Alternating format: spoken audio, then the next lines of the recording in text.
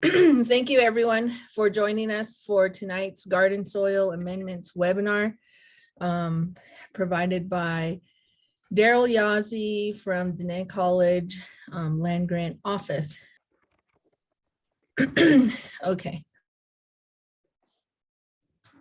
Sorry. Okay, so we'll move on to tonight's webinar, which is titled Garden Soil Amendments, provided, as I said earlier, by Daryl Yazzie, who is the extension agent with the Diné College Land Grant Office. I'll go ahead and stop sharing my screen and then turn the screen over to you, Daryl.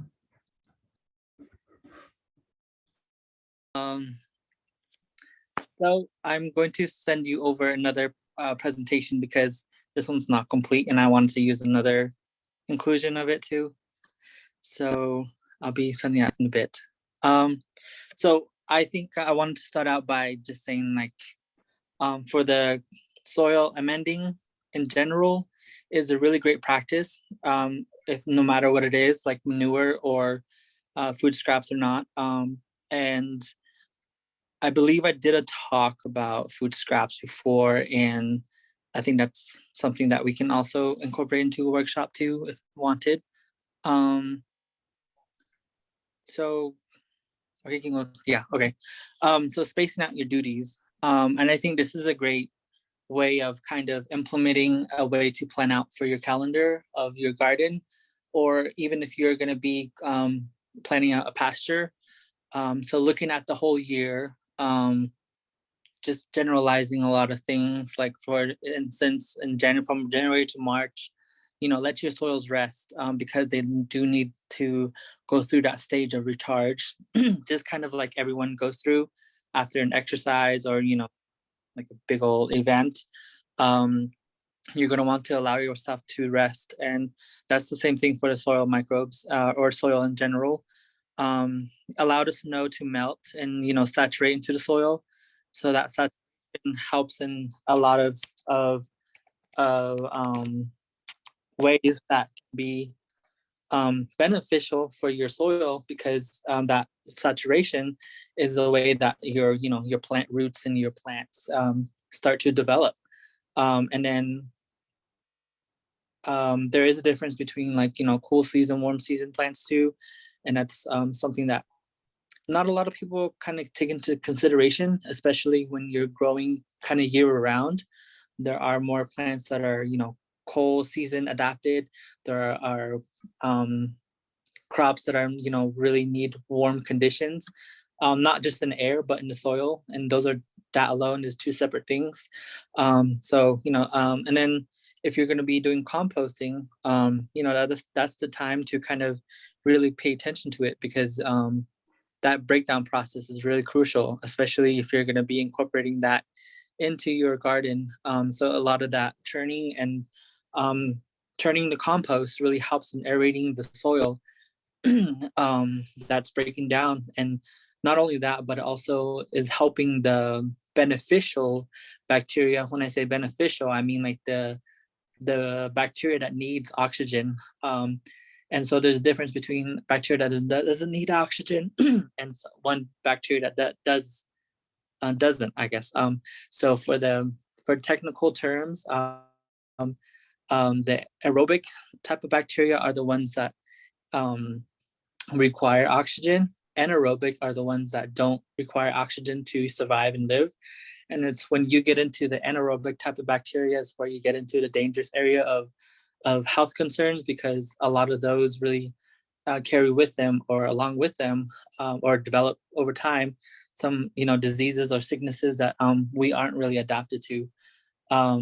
But then again, there are some that are really beneficial, but majority of the time it's the one that need oxygen that are more beneficial, that help the soil in breaking down, that help the soil in regenerating nutrients, that help the soil in attracting more microbiology growth, because a lot of the biology in the soil really love aeration in the soil. So that's kind of may love to talk about that. And then from April to May, begin your indoor starts.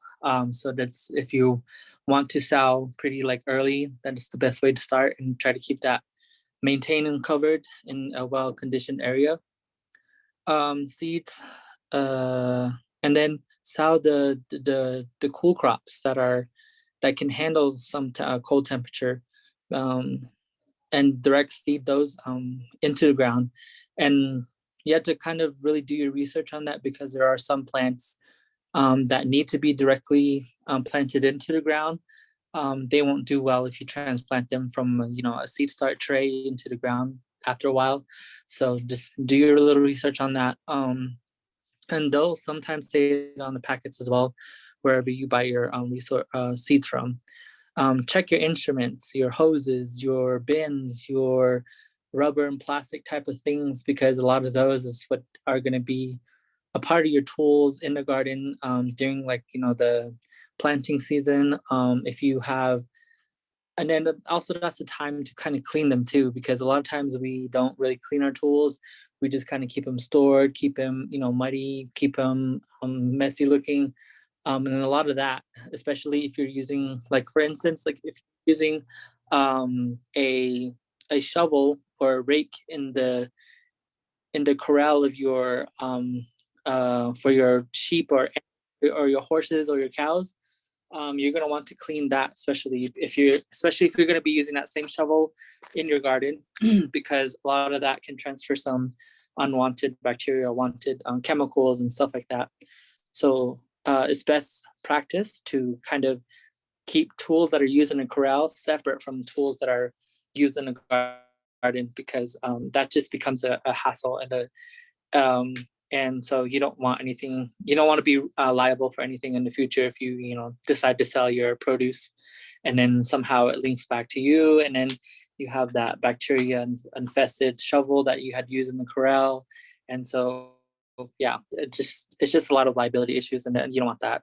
And then hoses and stuff. I don't know if you guys ever left out one in the summer or in the direct sunlight, but hoses start to break down. They start to get brittle. They start to get dry. And sometimes when you unfurl it or unroll it, they start to crack or break, and that's where you have a leakage, and you have to deal with that. And sometimes it's not fixable. And so properly storing your tools and hoses during the time of winter is best, because that way it's going to be ready to use when you need it again. Okay, and then going from like June to August, make sure you have enough water. Make sure you manage your pests. A lot of that will really define, what your harvest will look like. If you don't have enough water, your plants will be small. They won't produce as big of a crop and stuff like that. Prepare your harvesting station, your storing station, or your storing area. Make sure you have enough capacity in order to store your stuff. And if not, what are your other outlets of getting rid of it or using it?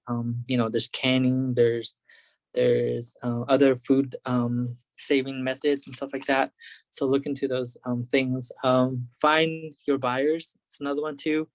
Maybe locally sourced, maybe there's a store nearby or a market, or maybe a restaurant, or maybe it's someone in another town, and you kind of sell your products to them. And that comes back to properly managing your soil, because like I said, you don't want to be liable for anything, and you want to keep your operation going.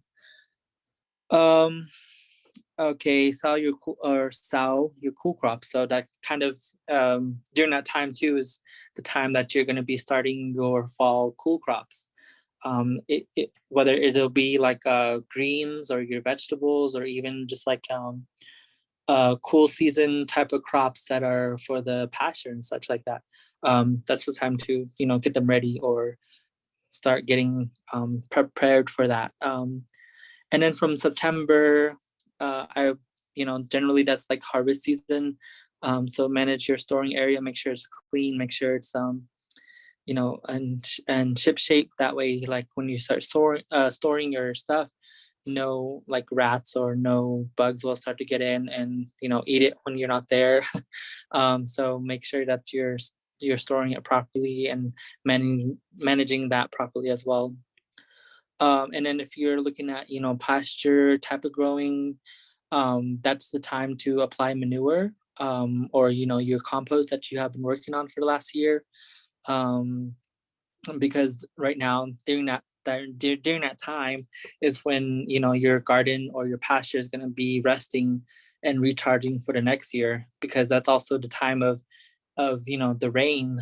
So a lot of that rain carries a lot of nutrients with it, because it has a lot of good chemical reactions that come from the sky, like nitrogen, that come directly from the air, the mixtures of other chemicals that might be in the air that can be beneficial for the ground.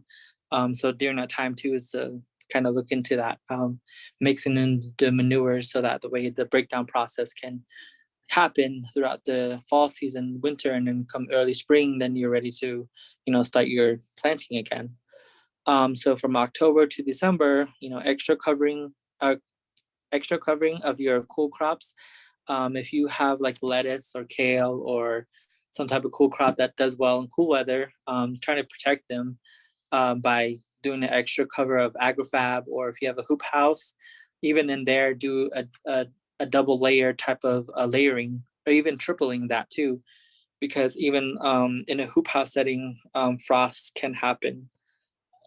Allow seed pods to mature. So maybe you have your beans or your peas or something that you want to kind of get more seeds from. That's the time to kind of let them mature into a hard state and kind of finalize their seed, so that way they're ready to be grown for next year. So seed preparing is another thing. Cover your perennials, because if you know what perennials, annuals, or biennials difference is, for perennials, they come back every year in one spot, kind of like the Navajo tea. If you've ever picked it and you didn't uproot it, meaning take out the roots along with it, and you just broke it off at the top, like a few inches from the top, um, that same plant will come back again next year, but it'll have like a new stem, a new flower, and everything. So that's what you call perennials. Annuals are kind of like within one time frame of the growing season. It goes from seed to leaf to flower to what do you call it, seeding again. So that's it, that's the end of this life cycle. So it's not going to come back in from the same plant. It kind of lived out its life within that short time period. So that's what annuals are. Biannuals are where it takes 2 years for that plant to finally produce a fruit or vegetable. So that's something that to know if you didn't know. And then mulch your ground. I think that's the most important thing that you could do for your garden during the winter season with the resting state, because during that time there's going to be wind. During that time there's going to be snow. During that time there might be hail. There might be some other beneficial weather conditions that happen. But if you don't have anything on the ground that could, absorb that moisture or type of conditions that the weather, naturally brings to the ground, it'll blow away, or it'll, run off, or, instead of it being beneficial for your garden, it'll just kind of, you lost that benefit. So mulching is really good. And you can do that with wood chips, with leaves that had fallen during the fall season. Straw bale is another one, good one. If you have a lawn with a lot of grass, do the clippings, save those clippings, and then mulch it during the fall season or during that time. And so, yeah, just a few ideas about that. You can go to the next slide.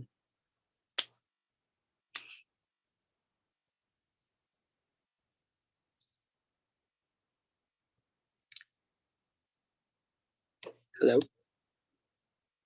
Okay. So yeah, so this little picture, I just wanted to talk about and discuss it. If you can see in the background, there's a corn on the left, and then on the right side, there's like leafy greens.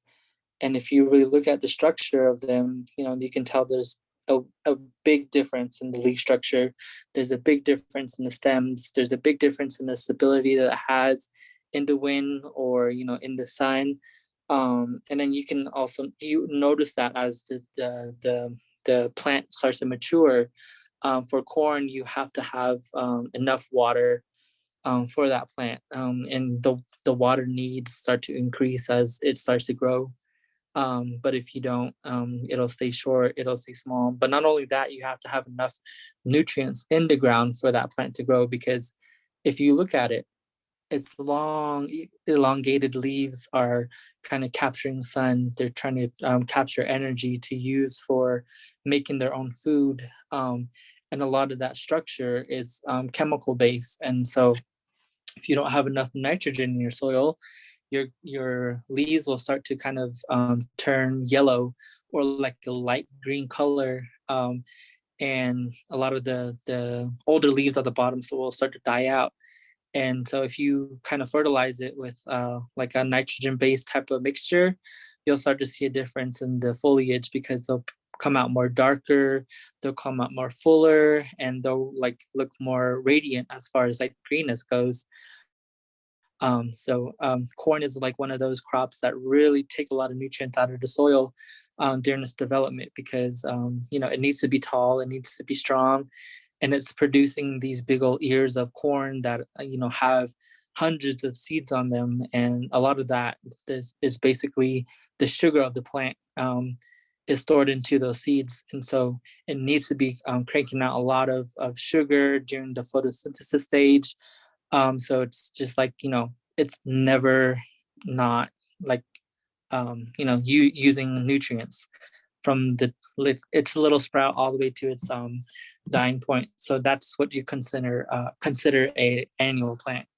And it's also a plant that needs humans to survive, because without us, it wouldn't be able to grow anymore, because it needs to be planted to a certain depth, and it needs to be cared for throughout the season, throughout its life. And then if you were to compare that to like the leafy greens, which are mostly water based, they do also need nutrients, but they don't need as much. They can do well with a minimal to adequate amount of nutrients in the soil, but even them, they have a really good water and nutrient need. And then from there, if you were to look at this picture in front of you, there's different root systems for all variety of plants. And if you notice, a lot of the grass species, they don't really go deep. They kind of stick towards like the shallow top portion of the soil. And a lot of their roots are more like fibrous, and they spread out and they try to get as much water as they can. And their stems are narrow, their flowers are small, their lower leaves are really narrow too and skinny, and they don't produce a lot, but it's enough for that plant to prosper, as opposed to like another type other types of forbs who have tap roots, and the tap root is kind of like a carrot looking root. It'll tap down into the soil, and then it'll spread out roots, and then from there it'll absorb as much nutrients as it can, because it needs a lot of sugar, and needs a lot of other nutrients in order to produce proper flowers, proper and vibrant flowers, to produce pollen, and then from there go into the state of producing its little seed pods or its little seed heads or whatever it may be. So forbs and grasses are two different things, and forbs are really vibrant, and they need a lot of more nutrients than grass species do. And yeah, so different, looking at the different roots, I think will really help in you understanding what the needs are for the plant. I see a question at the bottom from Michael. Sorry if I said that wrong. How would we know what nutrients are missing in our soil? That's a good question. It just depends on how much you want to go into that. There are some easy like kits that can be bought online on Amazon, and they're called the NPK kits, and that's just kind of the generalized information that can be known about it, at home kind of DIY stuff. But if you really wanted to understand what you're lacking in your soil, you would actually contact a university or maybe someone who's really good in soil biology. And if they know where a soil lab is, ask them what their protocols are, ask them what their, I guess, their range of prices are, because you actually do have to pay in order to get your soil analyzed, because they have advanced machinery that really do it. So look at the protocols, go by their guidelines, collect your soil, and then send that off, and then you'll get your results back within a few weeks. That's the best that I could offer on that end. But I think just really doing a lot of research too into the different plants, and seeing what general types of nutrients is needed for plants. Like I was saying, in PK, so N is nitrogen, P is phosphorus. Wait, P is phosphorus. K is potassium. So like I said earlier, nitrogen is used for the foliage, proper greenness, brightness of greenness. The darker the green, the better it can photosynthesize and create more sugar for itself. So the vibrant green, the better. Or phosphorus, the P, that one's really good for the root development and also stem development. And then there's potassium, and that's for the proper type of flower development during the flowering stage. And then there's a lot of like minor nutrients that are part of those stages, but those are like kind of the big three that you really need in your soil.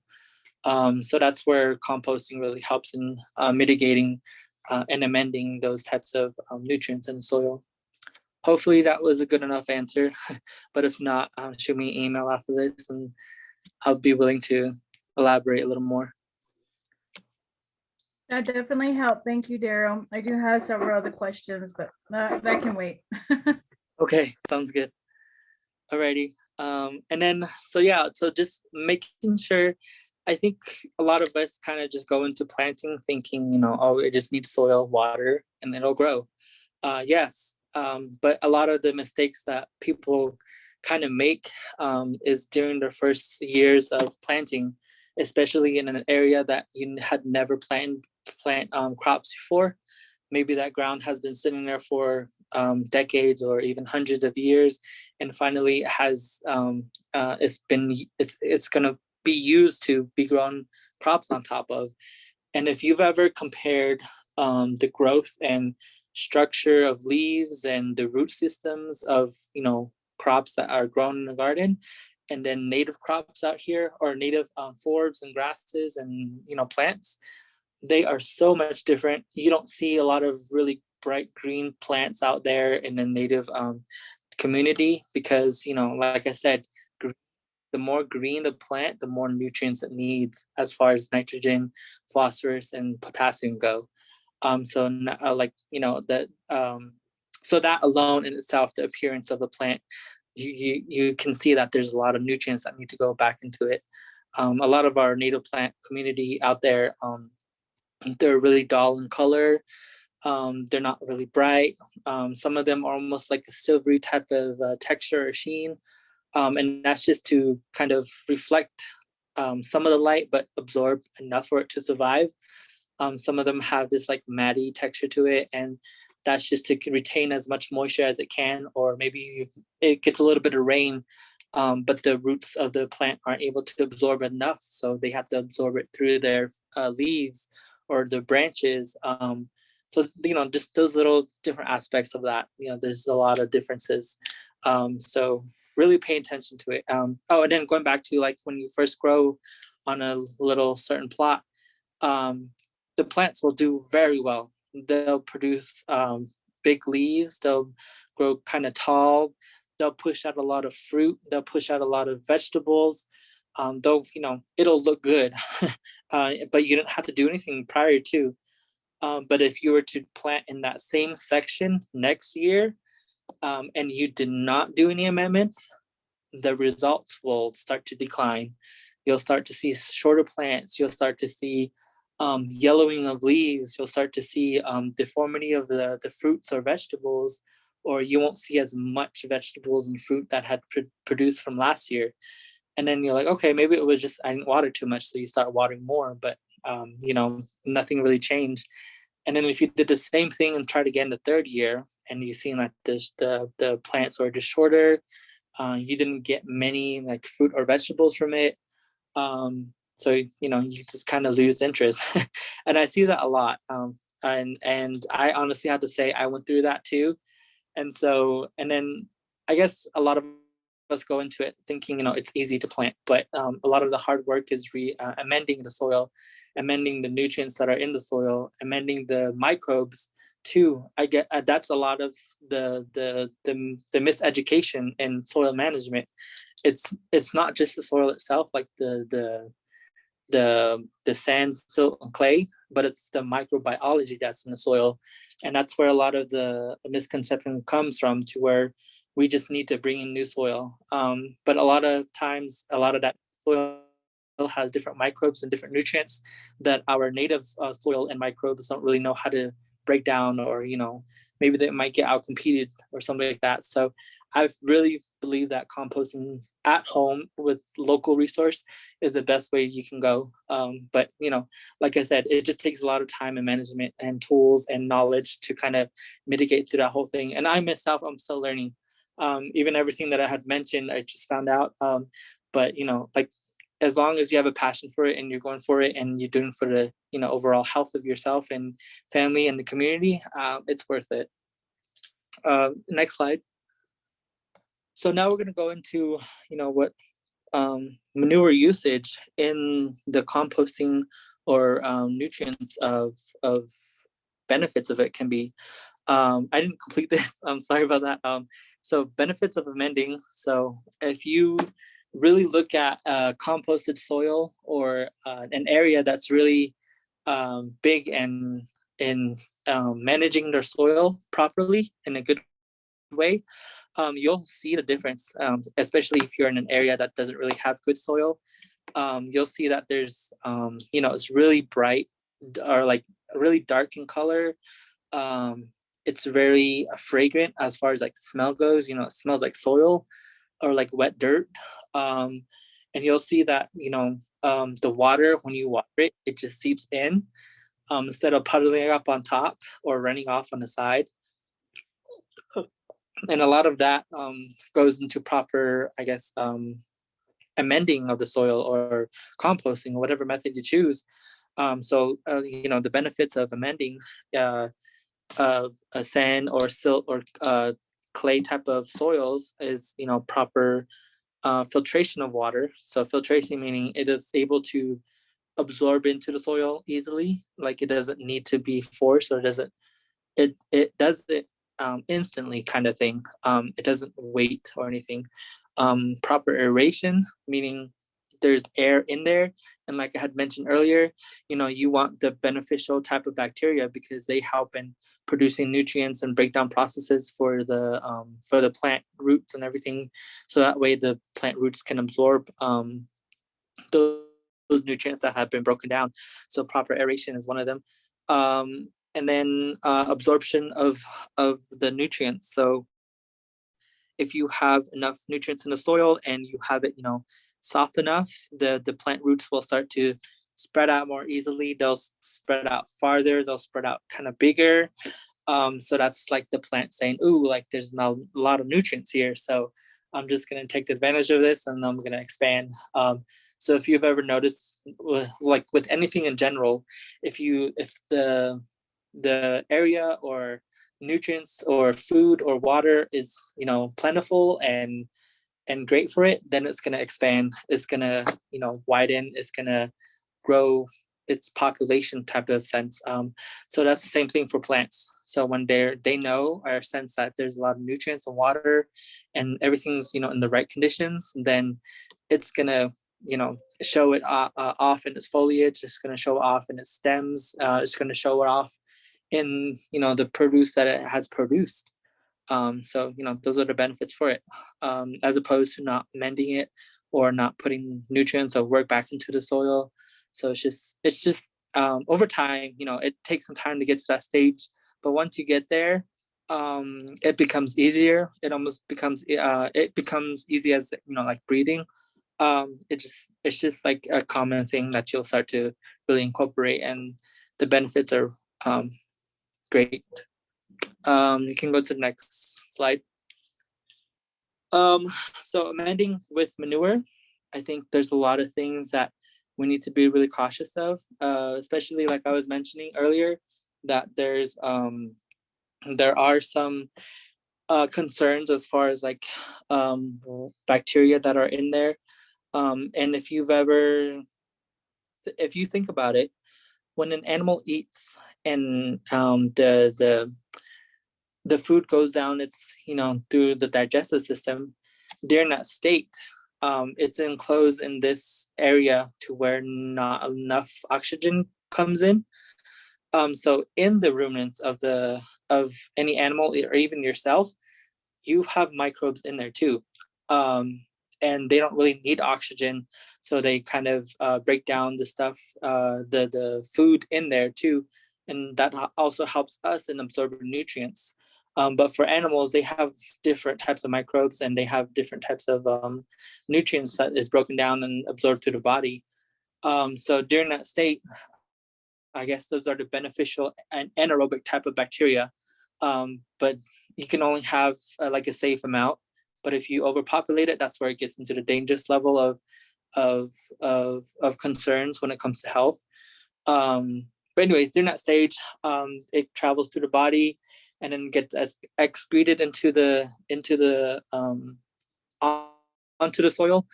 And a lot of times those types of anaerobic bacteria like E. coli, salmonella, and other types of bacteria that aren't beneficial for us are still trapped in there. And they can survive for a while. They can survive through different types of conditions. So just making sure that you don't allow the manure to sit there for ever, and layers and layers of manure start to build up. And so once you get to that point, you kind of get into the area of concentrating the type of nutrients that are in there. I don't know if you guys ever tried to clean out an old sheep manure or sheep corral. You'll notice that there's a big old layer, like maybe a couple feet, not inches, feet deep, and at the bottom of that is just really thick, dark, almost slimy like textured, compacted manure, and that's really high in nitrogen. Do not use that for your garden. Do not use that on pasture. Do not use that near any type of plants, because if that is exposed to the roots of the plant, it'll literally burn it. And it can get to the point to where if you're trying to shovel it out with a shovel that is metal, that metal will start to kind of deteriorate or kind of break apart, because that concentrated nitrogen of that really thick layer of manure is so concentrated that it's almost acidic. So it'll start to break the shovel. I've actually done that before.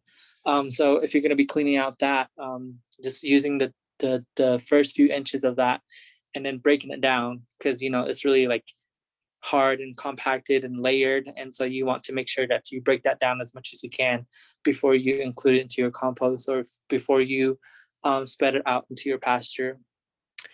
So coming back to manure pros of this little slide, there's different categories that are in pros, I guess. So if you're comparing dried or fresh, dried manure, meaning almost like aged manure, you let it sit out in the sun for some time.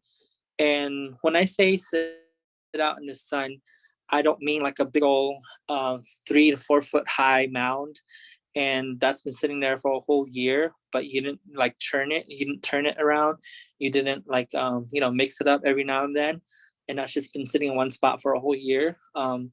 The outer edges or the outer side of that pile are good to use, yes, but the inner parts is where you start to really have concerns, because the inner part was not exposed to air, so you have anaerobic bacteria. a lot of the pressure from the outside of the manure pile was compressed from, gravity in itself, from rain that has come and soaked in, so that extra compaction happens too. So it just, in the middle, it becomes more concentrated. So I want everyone to know that when I say aged manure, that you have a pile that you have been working with for a whole year, but at the same time, you come in, you come in and kind of like mix it every now and then, or you turn it over basically into a new pile, so that way the aeration can be in there. The moisture won't be as much in there, because if you've ever looked at fungus growth or bacteria growth, there's different needs that they have in order to prosper. So one of those is warmth, temperature. One of those is moisture, so water, and then one of those is food to eat or survive in, and that's kind of what manure is. So when you're letting it sit out and age, you're kind of taking away those properties of it, and so you're affecting those anaerobic or bad bacteria that are in there. So during that churning stage, you're mixing it up, you're churning it around, you're decreasing the nutrients and the livelihood of those bad bacteria. But it's not going to get rid of every one of them 100%. That's the only thing you have to be really careful about. So when it's dried, you can apply it to the soil. Layered composting. So when I talk about that, I'm talking about lasagna bed method. Ground incorporation. So if you have a pasture that you want to kind of bring nutrients back into, manure it's a good way to go, because you have a lot of it and you have a big space that you have to cover, and so manure is the best way to go. But like I said, apply that during the fall season after your last crop cut. And then fresh, meaning like it's from the animal's butthole. It came from the animal freshly. It's still wet, it's still warm, it still has a lot of the nutrients in there, but also has a lot of parasites. Maybe it has a lot of parasite eggs, bacteria that came from the stomach, or maybe bacteria that came from the parasites themselves. There's just a lot in that. So keep that fresh manure in a separate pile, away from the separate pile that you're going to be using for your garden that has been aging for some time. So you're going to have several piles is basically what I'm saying. Cold or hot. Now, when I say cold or hot, I'm talking about the amount of nitrogen that is in the manure. If you're really looking at nitrogen compounds and different types of manure, based on like this little research that I found online, it says that rabbit manure has the highest nitrogen level, but it's also the one that is lowest in potassium and phosphorus in its manure. But in the medium high stage, cattle, no, not cattle, yeah, cattle, sheep, goats, and horses are kind of like the middle area.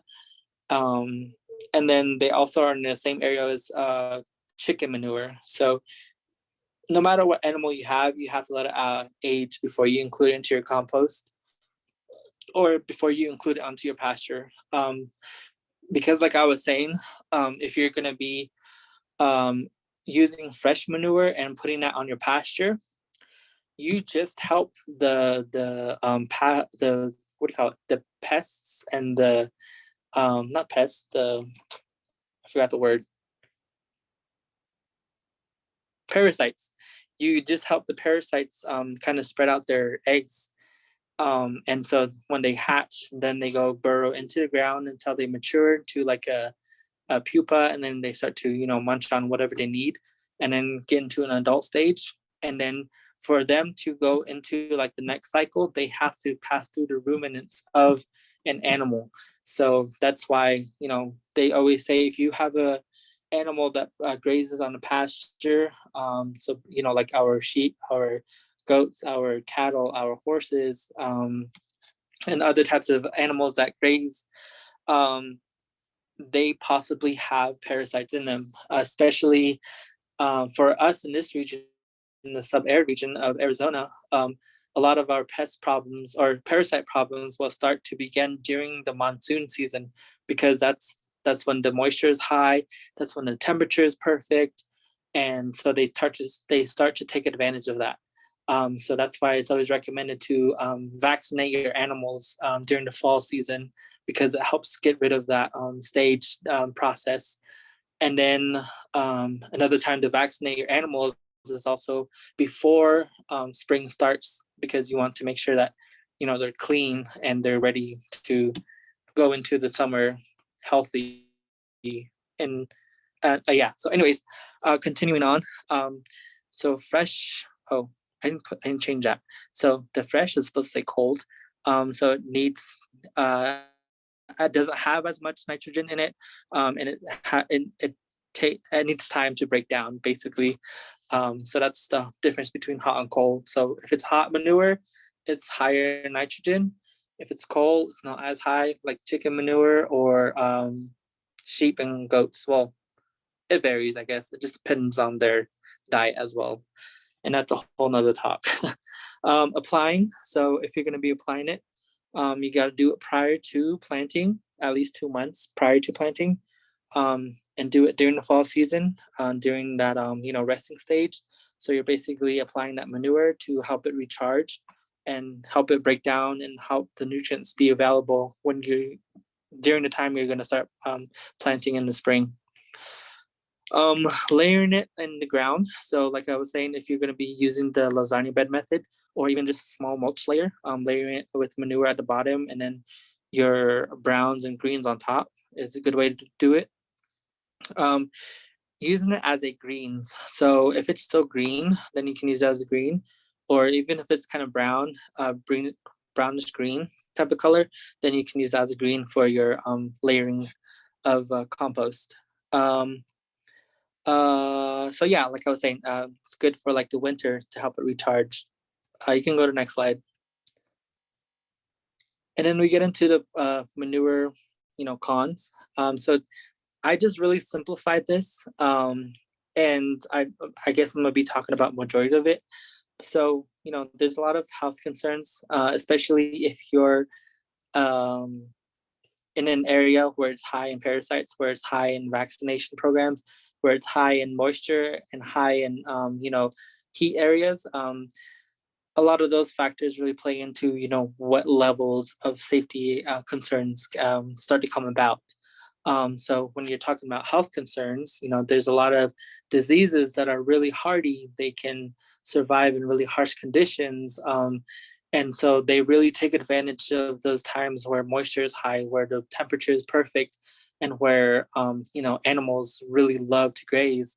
Like the diseases such as Salmonella, E. coli, but even E. coli, there's beneficial E. coli, there's also not so beneficial E. coli. So there's different species of the E. coli in general.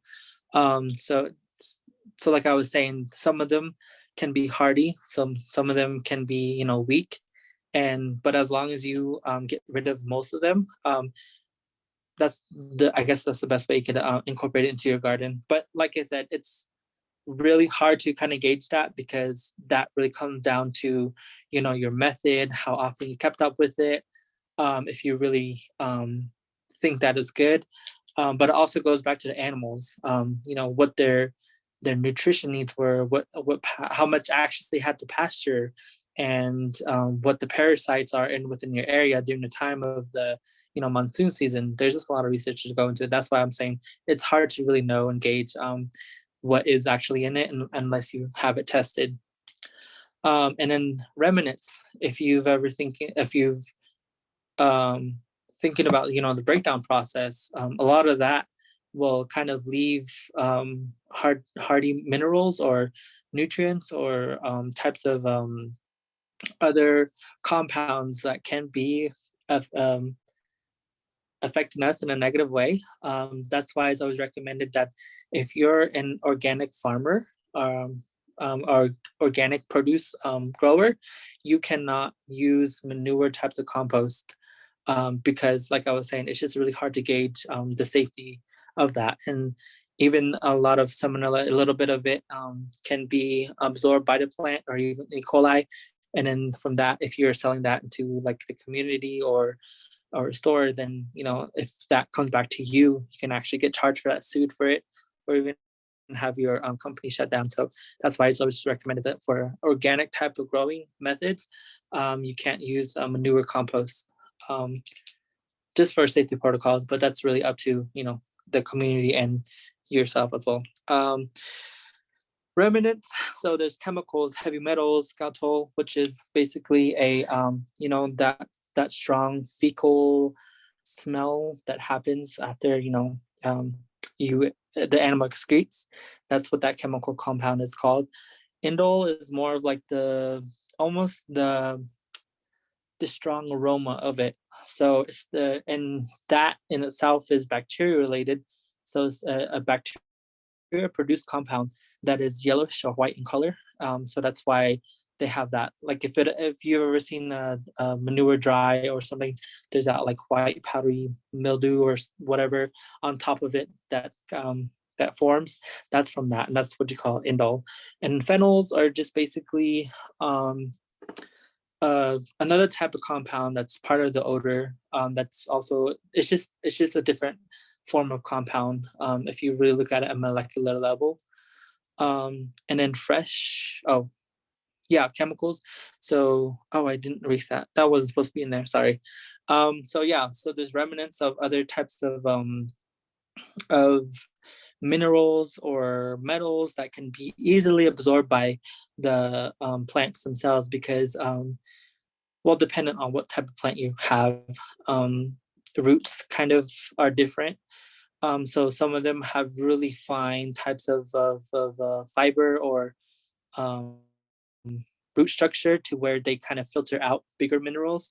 But some are really minute to where the minerals will easily pass through during the osmosis, during the transfer of nutrients from water to oxygen from the air, and you know, the whole process of what plants go through.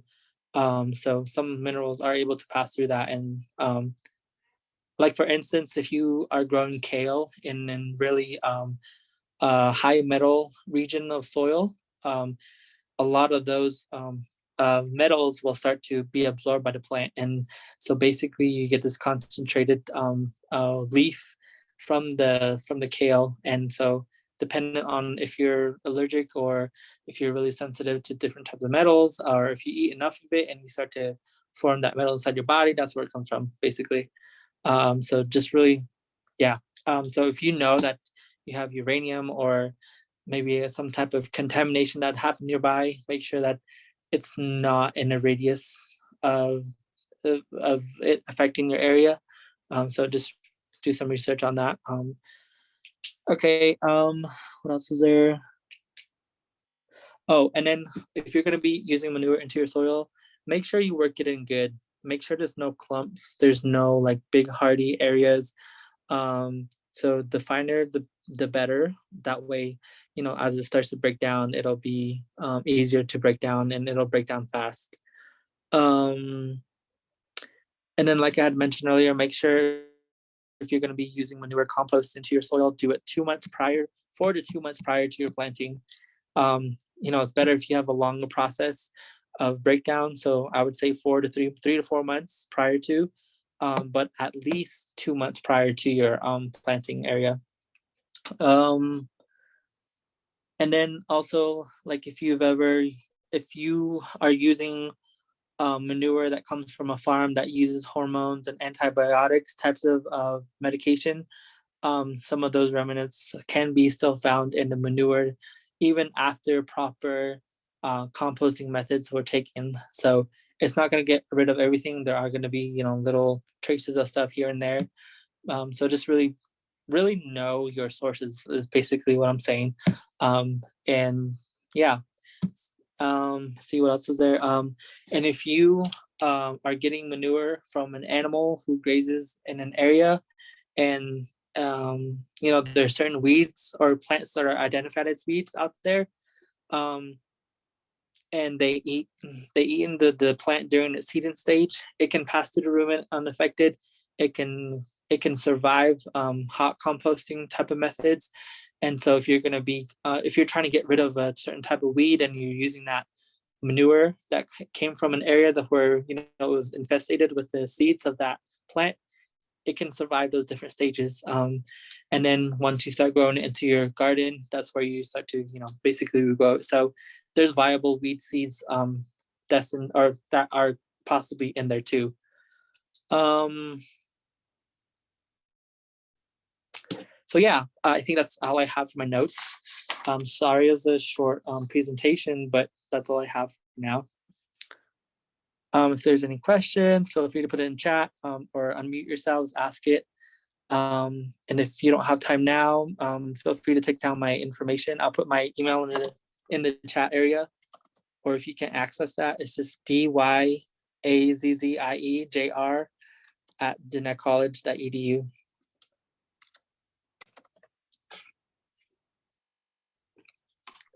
Okay, thank you, Daryl. I do have one question. When you're putting, you know, the manure into the garden, how long, you know, planting season, say it's the end of May, when would you need to incorporate the manure? How far back?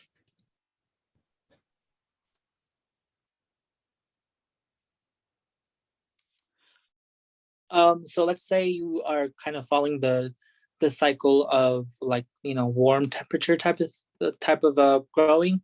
You would probably implement the manure, let's say February, because lately it's been a little warmer in February. So whenever the ground's good enough to work with, you know, incorporate during that stage. But if you're using the lasagna bed method, you know, that one can only, you can work that one every, I believe they said every 10 years, but that's just dependent on how much you grow in that little space. So if you're using manure in that, it's good to place it kind of after the first stage of layering. So usually for that, they say cardboard is good to place at the bottom, dampen that, and then apply manure, and then you know, hay, straw bale hay, or so basically your greens, like your grass clippings, your leafy material, or leafy type of plants. So that's that layer. And then on top of that is going to be, I usually incorporate like the native soil too. So on top of that green layer, I put the native soil about like maybe several inches thick. And then from there, you add in your compost from your kitchen if you have that. And then on top of that, like maybe store-bought compost if you would like, or compost that you have been working with on top of that. And then I finally cover it with like the rest of the native soil on top of that. And that just really kind of helps bind everything together. But try to keep in mind that when you're doing that whole thing, the layering, always try to like keep it damp.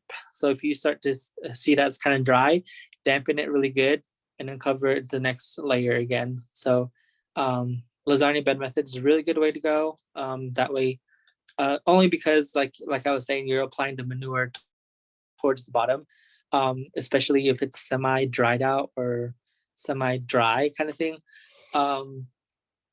I think doing that will really help. And then I forgot to mention that if you're gonna be using manure for growing type of usage, it's better to use manure for your pasture or for non-food produced for human types of plants, if that makes sense. So like grasses, maybe you're doing a cover crop and you want to go on top of there, you know, spread out the manure. That'll work too. So that's one way you could incorporate manure, health in a healthy state, I guess. But yeah, so it just really depends on your method of growing, and how good you manage that. If you're going to be using manure for your compost, for your garden.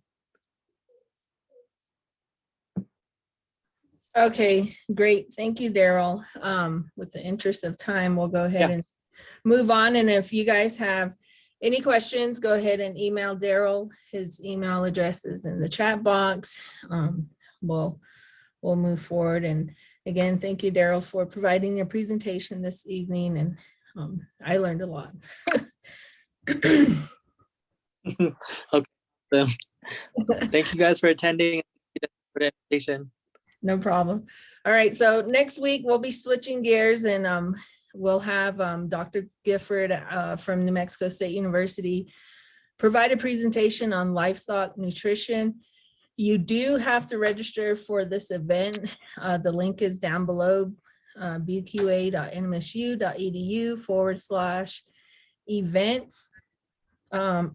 Those of you that are participating in the New Mexico Beef Quality Assurance Program, they are offering 1 CEU for attending. So visit the website, register, and join us next week, 5:30 to 6:30. And then also, if you need to get in touch with us, email us there at nsaproject@nmsu.edu. We also have our website up there. And then also our Facebook page, YouTube channel, and there we do have a vacant position. It's a horticulture field assistant. If you're interested, email us and we'll get you the link to apply. I'm gonna go ahead and check the chat box. Okay. Do you know the I guess for the horticulture?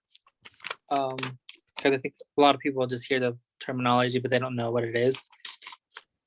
Right. So for the horticulture field assistant, the person would be in charge of, working with gardeners and farmers, and then also assisting our team in guiding us in what type of horticultural programs we would need, gardening, range plants, whatever a horticulture entails. So that's what the position is about. So with that, don't forget to fill out the survey when you guys exit. There will be a pop-up screen. Fill it out and get back to us. Thank you again, everyone, for joining us, and Daryl for presenting. I'm going to go ahead and end here.